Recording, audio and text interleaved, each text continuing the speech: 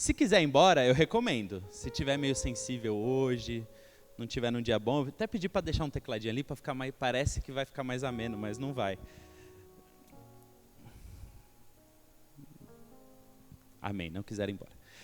Romanos capítulo 2, a partir do versículo 17, diz assim: Agora, se você se diz judeu, apoia-se na lei e orgulha-se de Deus. Se você conhece a vontade dele e aprova o que é superior, porque é instruído pela lei.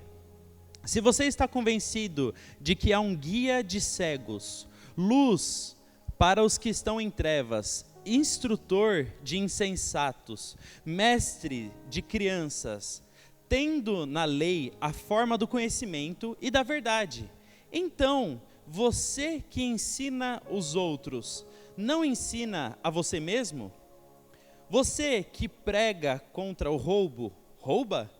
Você que diz não adulterar, adultera? Você que abomina ídolos, rouba os templos? Você que se orgulha da lei, desonra a Deus ao transgredir a lei? Pois como está escrito, o nome de Deus é blasfemado entre os gentios por causa de vocês. A circuncisão, de fato, tem valor se você praticar a lei. Se você, porém, é um transgressor da lei, a sua circuncisão já se tornou incircuncisão. Se aqueles que são circuncidados obedecem aos preceitos da lei, não serão eles considerados circuncidados? Aquele que é incircunciso por natureza, cumprindo a lei, condenará você, que tendo a lei escrita e a circuncisão, é transgressor da lei.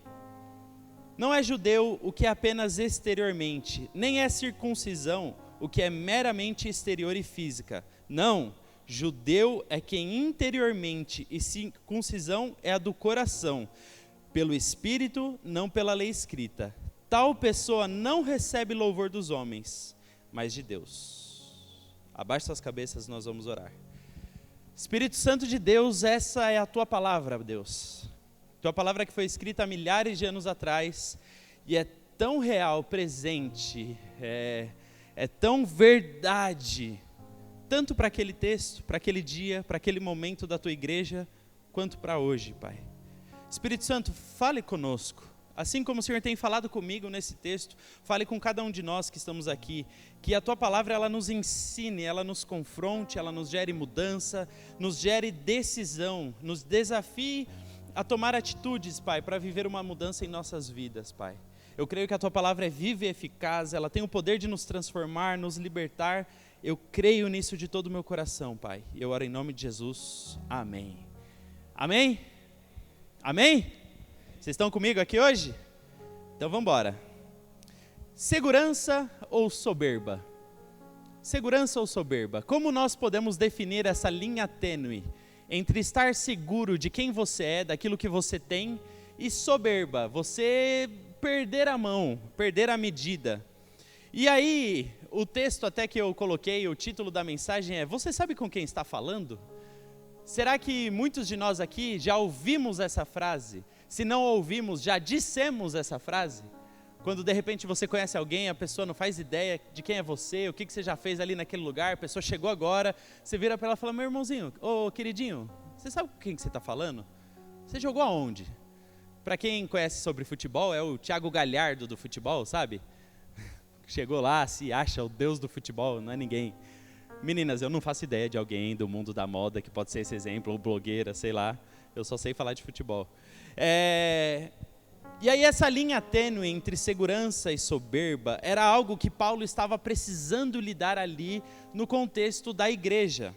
Aqui Paulo, ele não está falando aos cristãos gentios, não, ele está falando exclusivamente para os judeus convertidos ao cristianismo. Ele está falando para o povo dele, para a galera que cresceu recebendo a lei de Deus, para a galera que era o povo de Deus escolhido. Ele estava falando para esse público. O povo que recebeu os profetas, Moisés, a lei, que recebeu Jesus Cristo, através do povo de Deus veio o Messias, o Salvador. Ele está falando para esse pessoal. E aí, como que a confiança na nossa identidade pode se transformar em arrogância. E quais os perigos disso? O que isso pode fazer? O perigo de a nossa segurança nos tornar pessoas superiores, julgadoras, pessoas que não representam o caráter de Cristo. Seguranças como sou cristão, sou líder, vou à igreja, vivo uma vida santa, faço as coisas de Deus. Essa segurança ela pode ser destrutiva, por mais que você esteja num bom lugar. Então, antes de nós começarmos a mensagem, vamos tentar entender para quem Paulo está falando isso aqui. Pensa só, que lá, quando a igreja de Roma está lendo a carta de Paulo, no começo, Paulo ele expõe os pecados lá no capítulo 1, e eu acredito que os judeus naquele momento ficaram felizes. E aí, no capítulo 2, Paulo vira para os judeus e começa a falar, vocês, vamos lá. Porque com certeza, naquele tempo, os judeus dentro daquelas igrejas se sentiam superiores. Imagine só, você está numa igreja com gentios, pessoas que não conheciam a lei de Deus, pessoas que não eram do povo de Israel, pessoas que não haviam recebido as promessas de Deus através das suas famílias. E aí você está lá convivendo com judeus que estudaram a lei desde criança, que eram o povo escolhido de Deus, o povo marcado de Deus. E dentro da igreja nós tínhamos esses dois públicos. Com certeza começava a haver uma divisão. Um desconforto, puxa, não fale com ele ali que ele é gentil, nós somos judeus. Certa vez, Paulo e Pedro, ambos apóstolos, estavam em uma igreja, conversando, tendo tempo de comunhão, tendo amizade, conversando com o pessoal, com a galera, vivendo a vida de forma harmoniosa ali na igreja. De repente, alguns líderes lá de Jerusalém vieram para essa igreja, judeus, chegaram lá. E aí sabe o que aconteceu com Pedro? Pedro, discípulo, ele mesmo. Pedro começou a sair do bonde dos gentios e começou a colar só com os judeus. Imagine só, o pessoal está lá nas mesas, sentado comendo, Pedro estava na mesa com todo mundo, todo dia e tal. Depois que os judeus chegaram, Pedro tirou o pratinho dele da mesa dos gentios e começou a sentar só com os judeus. Fechou com a sua panela, com a galerinha que era da lei, que eram circuncidados, que era o pessoal ali de Moisés. E começou a dar uma ignorada nos gentios. Você já viu o povo paneleiro dentro da igreja? Nunca viram? Gente do céu. Foi isso que Pedro fez. Pedro fez a panelinha dele de judeu. E aí sabe o que Paulo faz? Paulo levanta na frente da igreja e fala, ô Pedro, você mesmo, semana passada estava aqui, o cara da galera, amigo de gentil, isso aí, vamos lá pessoal. Agora que esse povo aí chegou, você quer virar a cara? É isso mesmo, Paulo exortou Pedro. Além de exortar Pedro na frente de todo mundo, escreveu na Bíblia, que era para todo mundo saber que Pedro estava vacilando. Olha só. Então existia esse conflito naquela igreja. Existia, os judeus se achavam melhores que os gentios, sim. E aí, por que disso? Porque eles tinham um privilégio, aquele povo era o povo escolhido de Deus. No Antigo Testamento, para eu ser povo de Deus, eu não precisava fazer nada, era só nascer. É só nascer na família certa. Era só nascer. Ao 8º dia, os meninos eram circuncidados. Para quem não sabe o que é circuncisão, é muito doloroso. Todo menino judeu, ao 8º dia de vida, era cortado o prepúcio do pênis dele, que é uma pelinha do pênis do órgão genital masculino, era cortado no 8º dia, na pedra, e aí a partir desse dia tinha uma marca naquele menino que ele era judeu. Uma marca que não tinha como diferenciar, né? Uma cirurgia era feita, imagina só. Aí a Bíblia nos conta que, por exemplo, lá quando Moisés está liderando o povo que saiu do Egito não era circuncidado. Então todos os homens foram circuncidados no deserto. Imagina esse rolê, que triste. E a Bíblia ainda conta que no 8º dia era o pior dia de dor dos homens. Imagina, 300, 400 mil homens no meio do deserto, chorando amargamente. Isso era circuncisão, era uma marca que aquele povo tinha. E era uma marca inconfundível. Eles eram o povo de Deus. Eles receberam a lei de Deus. Deus escreveu numa pedra 10 mandamentos. Deus, com seu próprio dedo, Deus escreveu: não matarás, não terás outros ídolos. Deus deu uma lei para esse povo. Deus tirou esse povo do Egito. Deus fez o mar se abrir para esse povo, pão cair do céu. Deus, ele fez maravilhas por esse povo. Esse povo entendia: eu sou o povo de Deus, eu sou escolhido por Deus, eu sou escolhido por Deus. Não é muito bom saber que nós somos escolhidos por Deus? Às vezes não é isso que te dá segurança, às vezes não é isso que te, puxa, Deus, obrigado porque o Senhor me escolheu, obrigado porque em meio a tantas situações da minha vida, o Senhor me escolheu, eu estou aqui, o Senhor me encontrou, o Senhor me abraçou. Puxa Deus, às vezes num cenário onde eu vivia, que todo mundo era torto, eu fui abraçado pelo Senhor. Isso é incrível. Então assim era com esse povo. E aí, o perigo que acontece com esse povo é que eles entraram no caminho do legalismo religioso. Eles entenderam: eu sou o povo de Deus, eu nasci na família certa, está tudo certo, sou o povo de Deus. E eu sou melhor do que os outros povos. Sou melhor. Olha só, determinado texto da palavra de Deus, a Bíblia fala que uma mulher se aproximou de Jesus, uma mulher gentia, que não era do povo de Deus. E aí Jesus ignora a mulher. E aí os discípulos acham legal. E aí Jesus dá uma ignorada nela. Jesus, ela, mulher, o que você quer, mulher? Ela, Jesus, faz alguma coisa. Aí os discípulos viram: Jesus, quer que a gente arranque ela daqui? Quer que a gente expulse essa mulher daqui? E ela fala: Jesus, por favor, eu quero alguma coisa. Ela fala: olha, não é justo tirar o pão dos filhos e entregar para os cachorrinhos. E a mulher está lá: não, Jesus, mas até os cachorrinhos comem das migalhas que caem da mesa do Senhor. Jesus olhou para a mulher e falou: nunca vi tanta fé em toda Israel. E aí, quantos momentos nós vamos ver que Deus demonstra graça a outros povos, amor a outros povos. Que a salvação de Deus não era exclusiva dos judeus. No Antigo Testamento, Naamã foi curado. No Antigo Testamento, a prostituta Raabe teve um encontro com o povo de Deus. No Antigo Testamento, vários homens reconheceram o Deus de Israel, foram usados por Deus.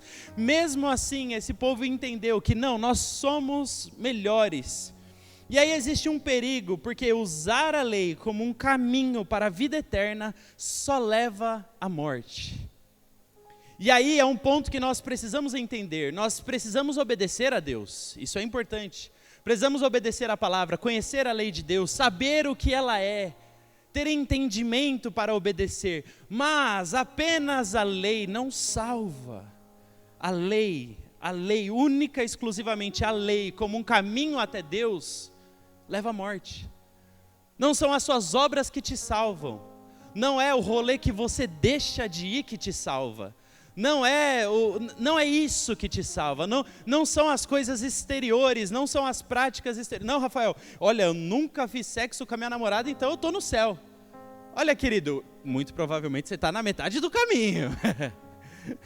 Você está indo bem, mas não é isso que te leva para o céu. Eu vou falar algo que eu sei que vocês querem usar do jeito errado. Não é para usar do jeito errado, entenda isso. Mas se a gente pega um casalzinho de namorado legalista, que não faz sexo, legalista, que vive uma vida toda errada, mas não, nós somos santos. E outro casalzinho que já errou, mas se arrepende, pede perdão e não sei o quê. Um casalzinho vai para o céu, o outro não. Porque não é a lei que nos salva, é o arrependimento, é uma vida de transformação. Sabe, queridos, nós precisamos tomar cuidado, porque não há uma grande diferença nas palavras moralidade, moralismo, não existe uma grande diferença. Fazer uma coisa boa, isso sim é moralidade. Fazer o que é bom, fazer o que é agradável diante de Deus é moralidade. Porém, transformar isso no seu Deus, transformar as coisas boas em Deus, transformar as coisas boas num fim, isso é moralismo. Eu sei que é complexo, Jesus não facilitou as coisas. Até com Jesus, quando é algo bom, a gente tem que tomar cuidado. Jesus vira para os discípulos e fala, ó, vocês quando forem ofertar, vigiem, não toquem trombetas, não anunciem que a sua mão direita dê e a sua mão esquerda não sabe o que a direita deu. Sejam prudentes, porque até ao fazer o bem nós podemos estar sendo corrompidos pelo pecado. Olha isso. Você pode sair daqui agora, ir lá entregar pão para mendigo, agora, sair daqui, fazer uma sopa, um caldo, estou indo entregar. Aí você vai lá, tira uma foto, posta no Instagram e tal, uau, olha como eu sou legal, eu entrego comida para mendigo. E aí você não quer fazer o bem pelos mendigos, você quer deixar sua rede social mais humanitária. Até no bem, às vezes a gente tem pecado, olha isso. Olha como é complexo servir a Deus. Olha como não é lógico muitas vezes. Vocês estão me entendendo? Eu não estou falando para você sair pecando por aí, não é isso, pelo amor de Deus. Mas as coisas boas não podem ser feitas por um fim. Porque aí nós nos asseguramos, eu sou cristão. Eu estou até aqui agora falando sobre o judeu, né? A lei, o que ele recebeu, tudo mais. Mas e nós aqui, cristãos? Imagine só que nós vamos ler o versículo 17, mudando a palavra judeu para cristão. Agora, se você se diz cristão, apoia-se na lei e orgulha-se de Deus. Olha, você que é escolhido de Cristo, você que recebeu a mensagem do Evangelho, você que entendeu a salvação, você que lá no seu ambiente de trabalho é diferente, porque você tem algo dentro de ti que é diferente mesmo, você que é diferente das pessoas da sua família, você que se diz cristão, você não pode se apoiar naquilo que você faz ou deixa de fazer. Você não pode se apoiar no, eu sou de Jesus, então olha... Nós precisamos entender a nossa condição como cristãos. C.S. Lewis, um dos maiores pensadores que o mundo já teve, um cristão incrível, homem inteligentíssimo, disse certa vez, a diferença entre a fachada de bondade e a verdadeira transformação interior é fácil seguir regras externas, mas a mudança real é no coração. Existe uma diferença entre a fachada e a bondade interior, a transformação interior. O que você está buscando dentro da igreja? A fachada ou a transformação interior? Aquilo que é editável e publicável na sua rede social ou a sua vida de intimidade com Deus?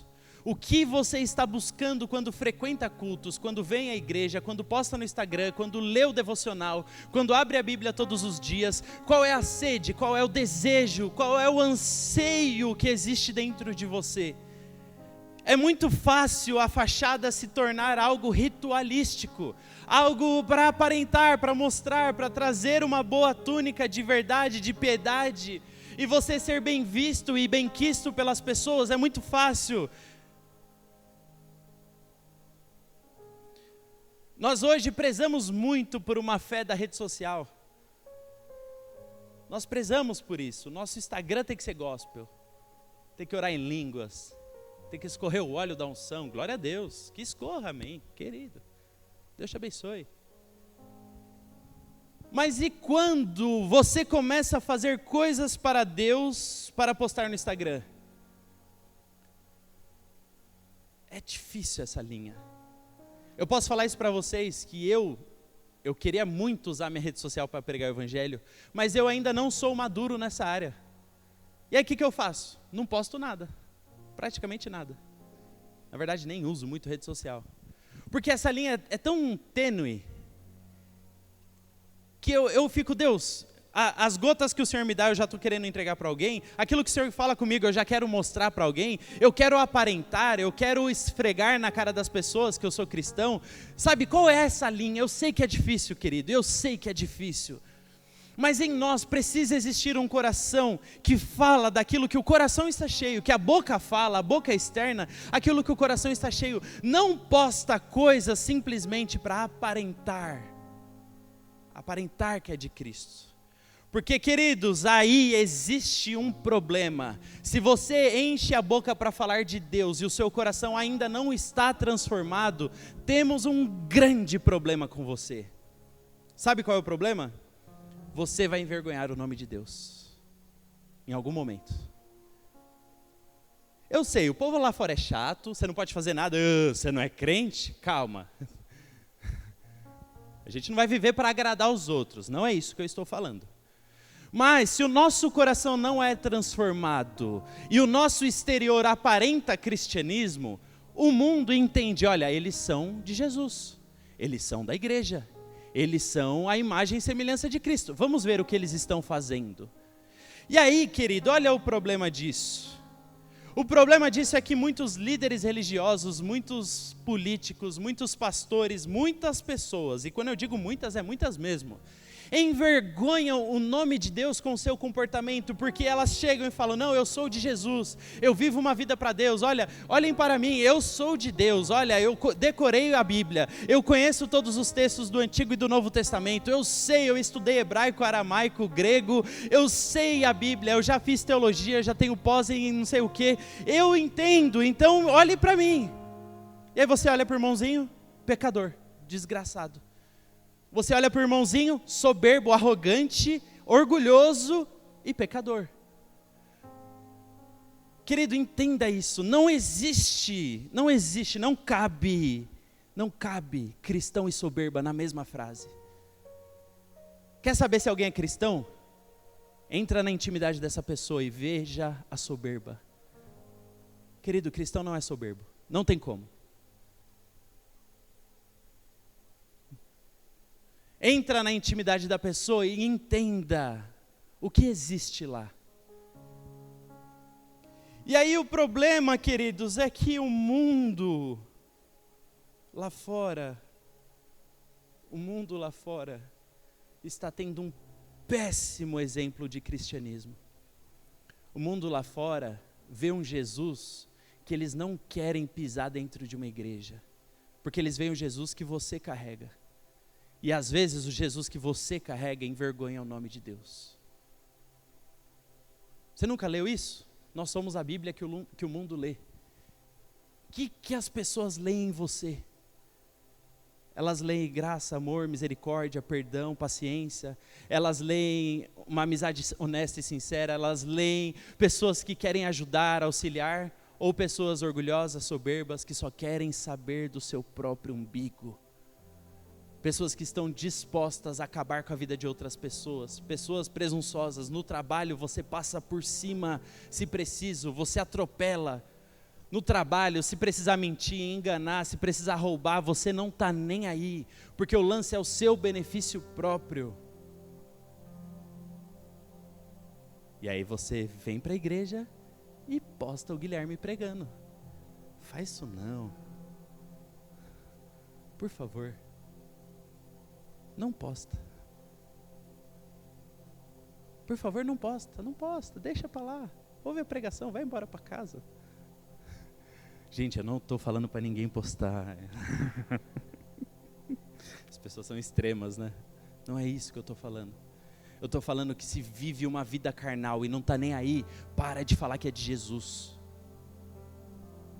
É isso que eu estou falando. Pode viver a sua vida carnal, tá tudo bem. Vai ser bifinho. Vai fazer o que você quiser fazer. Conhece uns crentes bifinho? Meu Deus, tudo carne mal passada.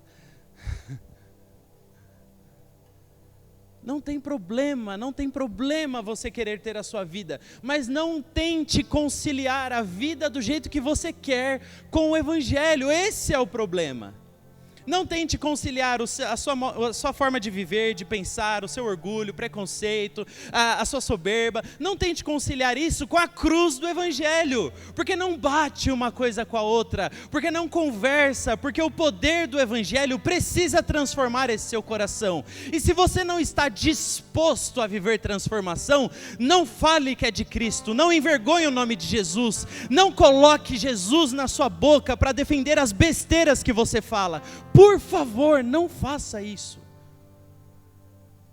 Jesus não precisa do seu testemunho sujo. Jesus não precisa do seu, eu sou da igreja. Não precisa. Jesus não precisa de você. Vocês estão ouvindo muito pregador coach por aí? Eu preciso falar verdades aqui. Não precisa. Jesus não precisa de você.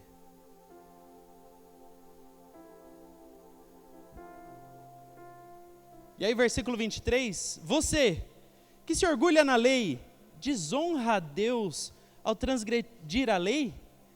Pois como está escrito, o nome de Deus é blasfemado entre os gentios por causa de vocês. O que a Bíblia está falando aqui? Que o mundo lá fora, que espera Cristo, que espera uma revelação de Deus, que espera o Evangelho aparecer, que eles às vezes nem entendem o que eles estão esperando, mas quando eles veem você, de repente eles veem, nossa, aqui está uma oportunidade de receber algo diferente, algo de Deus. E aí quando você começa a agir com o seu comportamento carnal, você envergonha o Evangelho, você envergonha a palavra de Deus. A pessoa te cria uma repulsa por evangélicos, por crente, por igreja, por Bíblia, por qualquer coisa que tenha referência a isso. E a gente espanta pessoas do Evangelho. Abra a rede social, abre aí agora, abre o Instagram. Os piores comentários feitos em rede social são feitos por crente. Os piores. Os piores. Gente, em nome de Jesus, não entre em briga de rede social, não vai a lugar algum. E aí você vai estar lá debatendo com um carinha com uma foto de palhaço, um 678 não sei o que lá, um fake, e você perde a linha. Não, tudo errado. Enchemos a boca para falar mal de falsos testemunhos, de falsos profetas, de falsos líderes. E cadê o seu testemunho? É fácil encher a boca e falar, ó, fulano lá, olha só o que fez. Não, você viu o que aconteceu? Fulano, olha, tal líder. Você viu que o outro pastor da igreja lá foi pego mandando nude para a menina da igreja? Essas coisas acontecem. E aí a gente enche a boca para falar desses casos. Nossa, que absurdo. Que absurdo. Líder da igreja, pessoa de Deus, pedindo nude de adolescente da igreja. Isso é um absurdo. E aí você é tão pecador quanto ele. Onde estão os frutos do Espírito Santo nas nossas vidas? Onde está o fruto? Paciência, domínio próprio, longanimidade, bondade. Onde está? Onde estão as marcas do Evangelho de Cristo em nós? A Bíblia nos conta que existem marcas. As marcas, Paulo certa vez disse, eu carrego no meu corpo as marcas do Evangelho. Ah, Rafael, mas eu estou sendo perseguido por ser cristão. Não tem problema, às vezes vamos ser mesmo. Às vezes as pessoas vão ficar com raiva de nós por tomarmos decisões corretas, isso acontece. Mas o Evangelho, mesmo trazendo confronto, ele é doce, ele é amoroso, ele é bondoso. Mesmo em meio à guerra, nós vemos coisas boas, nós vemos transformação, nós vemos vida. Quantas vezes eu já tive casos de pessoas que se aproximaram de mim, tinham diferenças por conta do Evangelho. E aí o tempo amolece a pessoa, a pessoa vai passando o tempo, vamos conversando, vamos vivendo.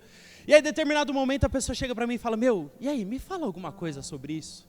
Esses dias eu estava conversando com umas pessoas e tal, e aí uma pessoa que era dura em relação ao Evangelho me perguntou, mano, mas eu não estou entendendo isso. E aí eu comecei a explicar o plano da salvação. Olha, Deus veio ao mundo, Deus fez uma aliança com o povo de Deus, e aí Jesus veio, e aí o que Jesus fez, e aí o porquê que nós cremos em Jesus, e aí olha só o tamanho do Evangelho, o poder do Evangelho, quase que eu estava chorando, empolgado, contando para a pessoa, e a pessoa estava olhando para mim e falando, cara, que isso, essa é a melhor notícia do mundo. Eu falei, pois é, eu sei disso, pois é, eu sei, essa é a melhor notícia do mundo. E aí, assim como Pedro falou aqui semana passada, nós temos a melhor notícia do mundo, a maior revelação do mundo. Jesus ressuscitou, glória a Deus. E aí a nossa vida, tão carnal quanto a vida das outras pessoas do mundo. É difícil, queridos, é difícil. Versículo 21, então você que ensina aos outros, não ensina você mesmo. Você que prega contra o roubo, rouba. Você que diz para não adulterar, adultera. Você que abomina ídolos, rouba os templos. Paulo está confrontando aqui duramente a hipocrisia deles. A hipocrisia deles.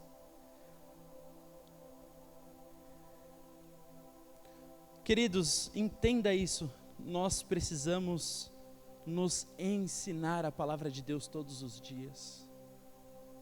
Nos ensinar a palavra de Deus. Nós precisamos nos abrir a palavra de Deus. O evangelho ele não é feito apenas para pregar, muito além de pregar, ele é necessário praticar, é necessário viver. E querido, entenda, ninguém aqui está te cobrando perfeição. No começo da mensagem eu falei que o importante é humildade, sinceridade, arrependimento, honestidade diante de Deus, é isso que vale. Quantas pessoas que eu conheço, que são pessoas falhas, que erram, que tropeçam, que levantam, mas são pessoas honestas com Deus, sinceras, e Deus as abençoa, porque são pessoas que mesmo, porque tem gente esquisita no mundo, eu sei disso, tem gente que é complicada, tem gente que a cabeça é complicada, tem gente que é difícil conseguir, tem gente que vacila mesmo, e tudo bem, Deus ele entende esse processo, Deus continua amando, abençoando, ajudando a levantar, Deus está ali junto. Agora existe uma grande diferença entre pessoas que estão ali tentando, quanto do outro lado as pessoas que são seguras no seu próprio pecado. Essa diferença é clara, visível. E aí, queridos, e o que nós temos para fazer hoje é simplesmente praticar o que pregamos. Todas as vezes que você quiser postar um versículo, pode postar, não estou falando para não postar. Mas leia esse versículo e fala, cara, isso aqui está fazendo alguma coisa na minha vida? Isso aqui está mexendo comigo de alguma forma? A Bíblia mexe com você de alguma forma? Mexe. A Bíblia te deixa desconfortável de alguma forma? A Bíblia te deixa esperançoso de alguma forma? A Bíblia te deixa triste às vezes, feliz às vezes, empolgado às vezes, deprimido às vezes? Quais são os sentimentos que geram dentro de você quando você abre a palavra de Deus? O que a palavra de Deus incomoda em você? O que a palavra de Deus bagunça os seus pensamentos? O que a palavra de Deus te fala, cara, que isso? O que eu estou vendo aqui? Meu Deus do céu, isso aqui é um absurdo. Como assim? Porque o que Paulo diz no versículo 29, não, judeu é quem o é interiormente, e circuncisão é a do coração.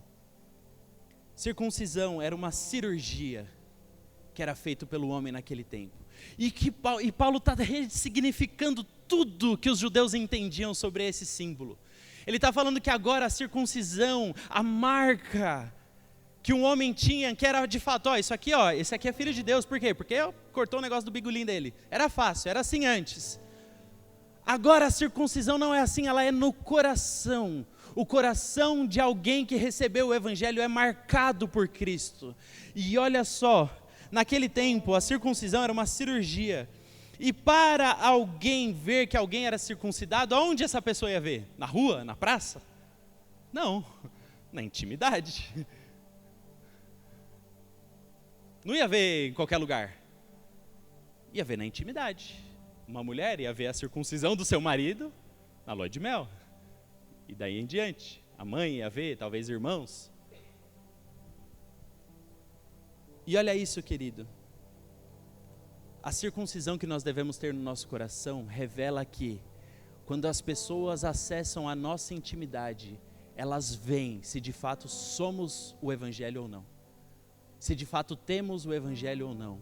Pessoas que não te conhecem podem te julgar seus atos, não saber quem é você, podem. Pessoas que andam à distância e tal, e te vê na rede social, pode ser que ela não goste, não vá com a sua cara, é assim, o mundo é assim. Bem-vindo ao clube, normal.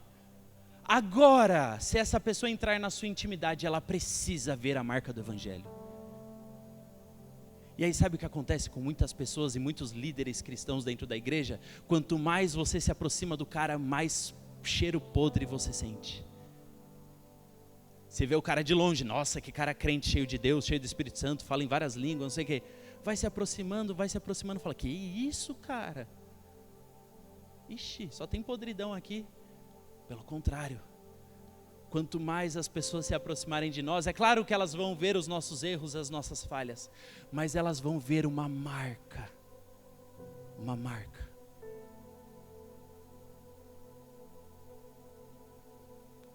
Quando somos circuncidados em nosso coração, ele é marcado, nosso coração é marcado por Deus e por sua aliança, e isso é eterno. A marca da circuncisão de Deus em nós, a marca no nosso coração é eterna, ela não tem fim. Na circuncisão a marca era íntima, mas inconfundível. Quando as pessoas acessam em sua intimidade, o que elas veem?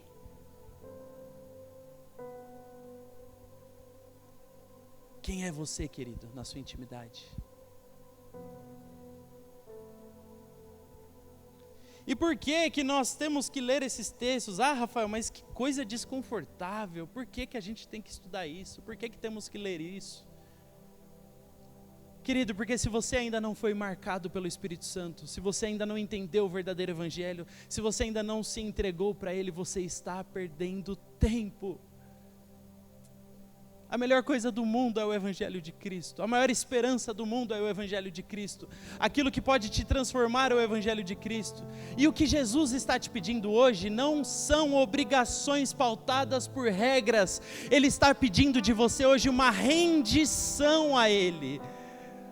E esse é o problema que acontece dentro da igreja. Para obedecer a Deus eu preciso fazer tudo certo. Não, eu não posso ir muito para a igreja porque eu ainda não consegui parar de beber, não consegui ainda parar de fumar, eu não consegui ainda parar de ir nos rolês que eu estava indo, ainda não está certo, eu ainda não estou fazendo as práticas que agradam a Deus, eu ainda não estou com o comportamento totalmente aprovado, então eu ainda não posso. Querido, você não entendeu nada se você pensa dessa forma, porque Jesus ele não está preocupado com o que você faz ou deixa de fazer. A única coisa que Ele quer de você é que você se renda, é que você se entregue, é que você abaixe as suas guardas, é que você abandone o seu orgulho, o seu ego, é que você abaixe os seus pensamentos, as suas convicções e fala: Jesus, esse sou eu, essa é a minha forma de pensar, é nisso que eu acredito, mas eu submeto tudo isso ao Senhor. Jesus, comece a fazer uma obra em mim, comece a trabalhar em mim, comece a falar comigo. Jesus, tem coisa que eu sou cabeça dura e às vezes eu demoro para entender, mas se o Senhor me falar eu creio, o que o Senhor falar eu acredito, se o Senhor me mandar virar direita eu vou. Às vezes eu vou titubear, vou ficar meio assim, vou ramelar, mas Jesus, perdão, eu quero consertar o caminho. Jesus, eu me rendo, eu me entrego, eu me rendo, eu me submeto, eu coloco a minha vida à disposição do Senhor, e essa simples atitude nos transforma. O Evangelho ele nos muda através de rendição, não através de comportamentos.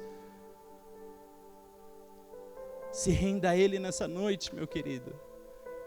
Para de se agarrar nos seus conceitos de política, de ideologia, de fé, de mundo, de não sei o que, de religião. Solta isso aí em nome de Jesus. Solta a fé na igreja Amor e Movimento, solta a fé na igreja que você tinha antes de vir para cá, solta a fé não sei aonde, solta, larga isso aí, não é isso, o Evangelho não é isso.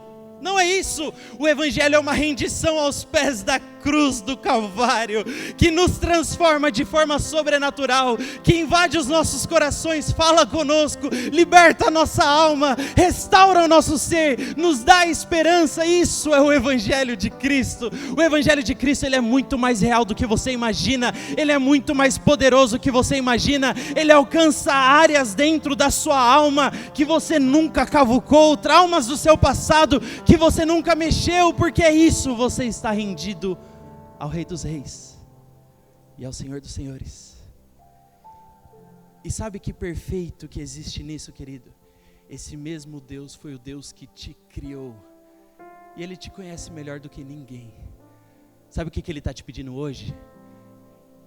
Filhinho, filhinha, eu sei quem você é, eu sei o seu nome, eu sei tudo o que você passou para chegar até aqui, eu sei a sua história, seus dias bons, seus dias maus. Eu sei a forma de mudar a sua vida, eu sei. Está em mim a vida para te transformar. Está em mim a cura para te restaurar. Está em mim o poder para te arrancar do lugar que você está. Está em mim a vida para te libertar das cadeias. Está em mim o poder para transformar a sua história. Está em mim, em mim. Vem para mim. Não para a religião. Não para a igreja. Não para a placa. Amor e Movimento, Batista, Presbiteriana, Assembleia de Deus. Não, placa não faz nada.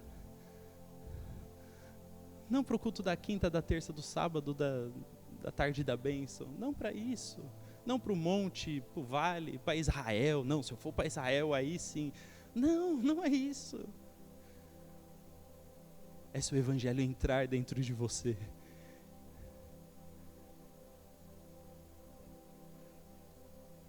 Será que você pode se render a Ele nessa noite?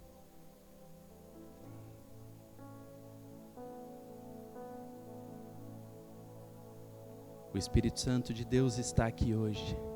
Será que você pode se render a Ele nessa noite? O mesmo poder que tirou Jesus Cristo daquela tumba está aqui hoje. Será que você pode se render a Ele nessa noite? O poder criador do universo.